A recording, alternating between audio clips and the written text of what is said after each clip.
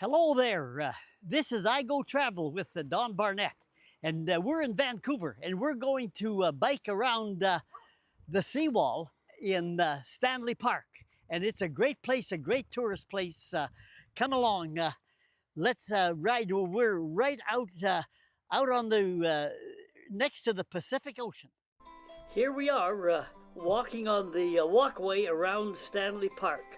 It's a little bit cloudy, but that's often the case along the ocean coast here. Ocean freighters float by, coming in to the Vancouver harbour. And sometimes you see cruise ships sailing by also. The asphalt trail around the park is busy with walkers, joggers. It's walkers and joggers to the right, and the left lane is limited or reserved for bicyclers. Everybody is out getting a little exercise and a little bit of fresh air. Everybody can enjoy the walkway.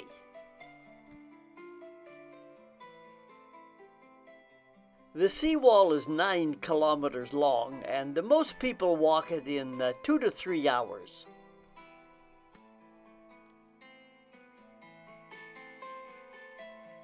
Great day for biking. Not too hot and not too cool either.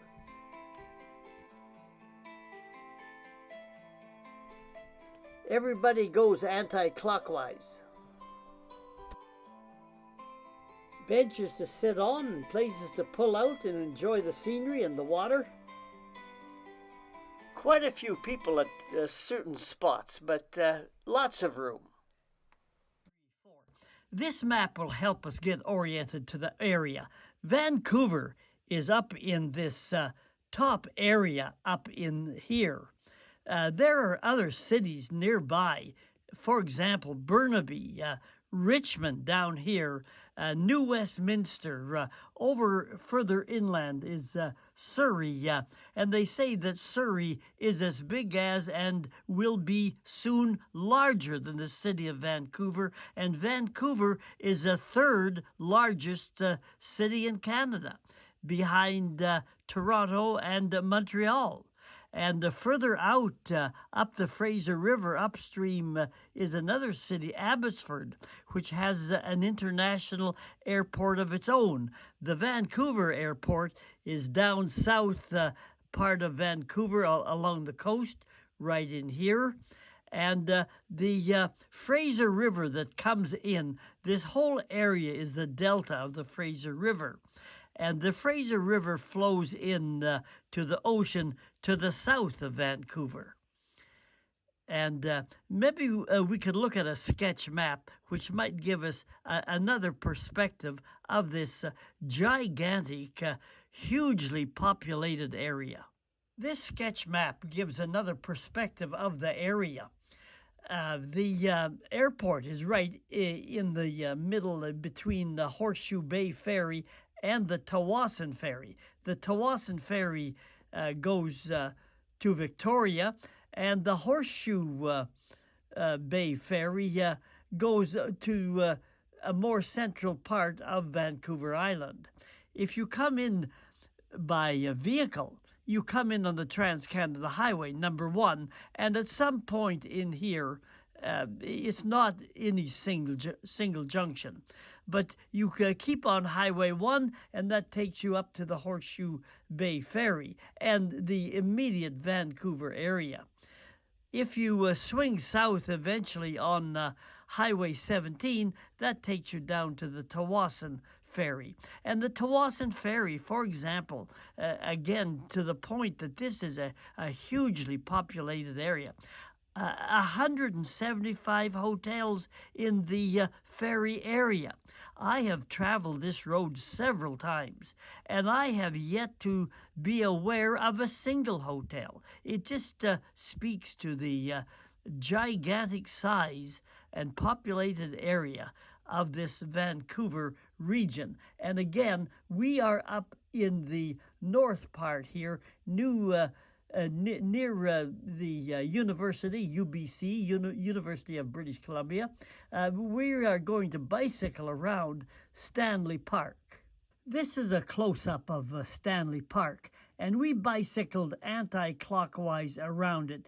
It's very close to downtown part of Vancouver in here. It's within walking distance if you wanted to walk it.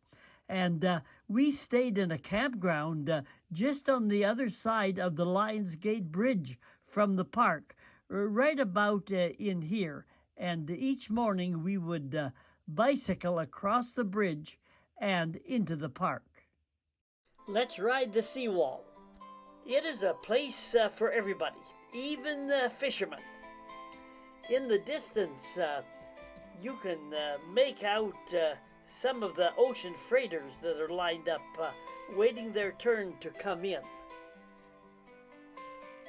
With so many people, Stanley Park is not automatically an easy place to find.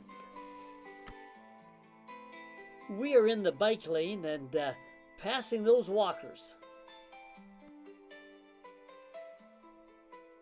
The seawall does get battered with storms, and this was kind of a landmark area out here.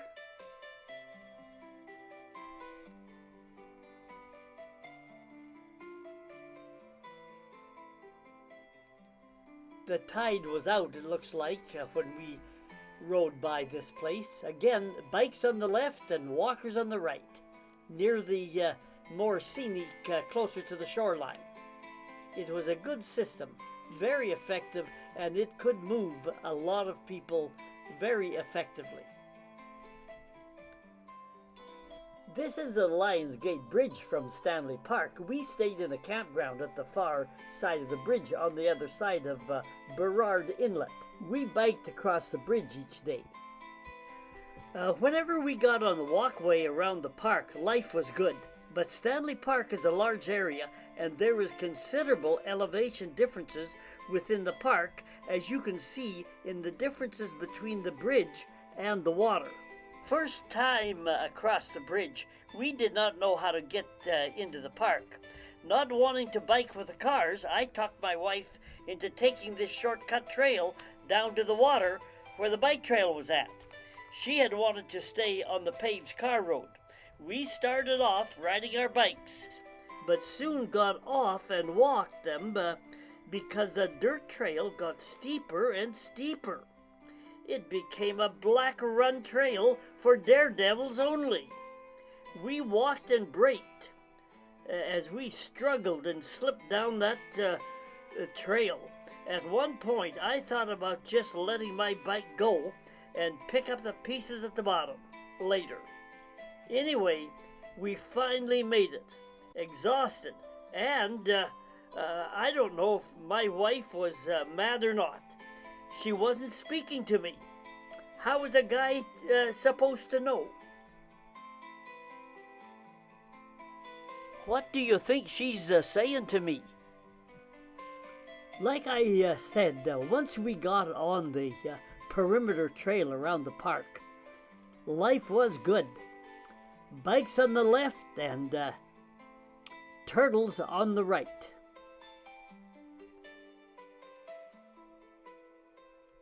Nice and easy and level riding.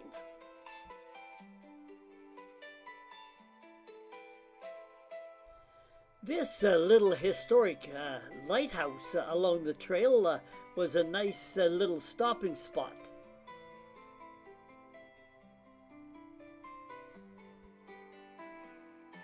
Everybody wanted to take a photo of this mermaid statue.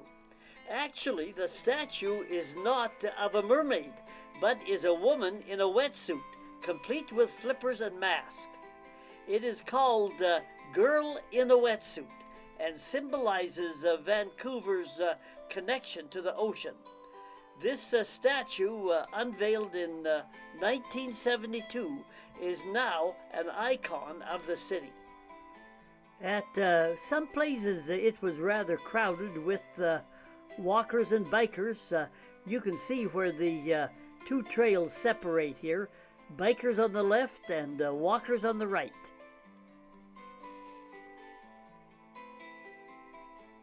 And you can see the rocky shoreline here. It was a beauty of a trail.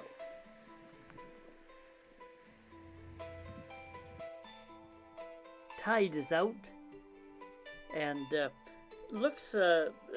rocks here are the remnants of an ancient fish trap. Coastal Salish people piled up rocks so fish would get caught inside the rock enclosures at low tide.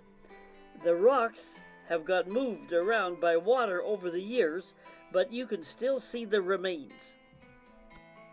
Most of the shoreline near the seawall was rocky, but there was one place in particular, this one here, that seemed to have quite a bit of sand, and of course people took advantage of that. They laid in the sand and played some games, particularly when the sun was out. But this was a bit of a cloudy day today. However, it was a nice, little bit different area. We are back on the trail again. Nice asphalt trail all the way around.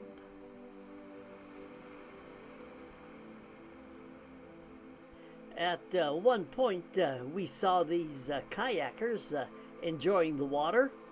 Notice that these kayaks have outriggers on each side of them. Remember, this is the ocean we are in here.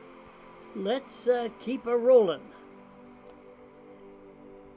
The nice part of the trail was the trail itself and the scenery and surroundings. But every once in a while, you ran into some stopping places, and some of them had a little story and little pieces of interest along the way. This pullout had a statue that was a fiberglass replacement of the original one from a historic Japanese steamship.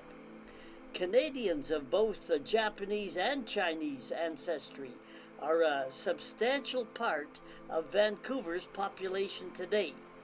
And this dragon symbolizes the maritime history, culture, and connection between Asia and Vancouver. We kept biking along, enjoying every minute of it.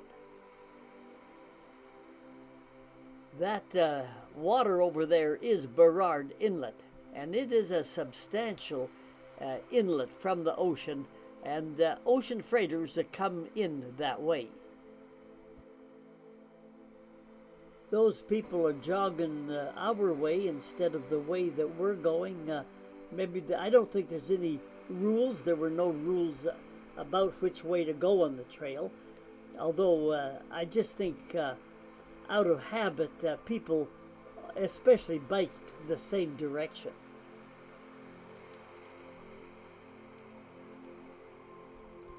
There's more vegetation right in here. Stanley Park has a lot of vegetation. It is covered with forest. Bikes had to go around this big tree. There's controversy does arise when trees have to be cut down. But there is a danger with the wind. These big trees do come down, and they can be a real danger to people. Here's a more of the rocky shore area, and of course the trail, as you can see, it was not a straight trail. Nice curves and variation in it made it interesting.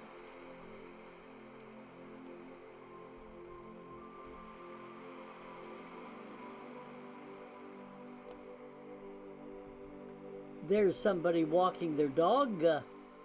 Yeah, dogs on leash, pretty standard stuff everywhere. There is that Lions Gate bridge again. It was originally called the First Narrows Bridge.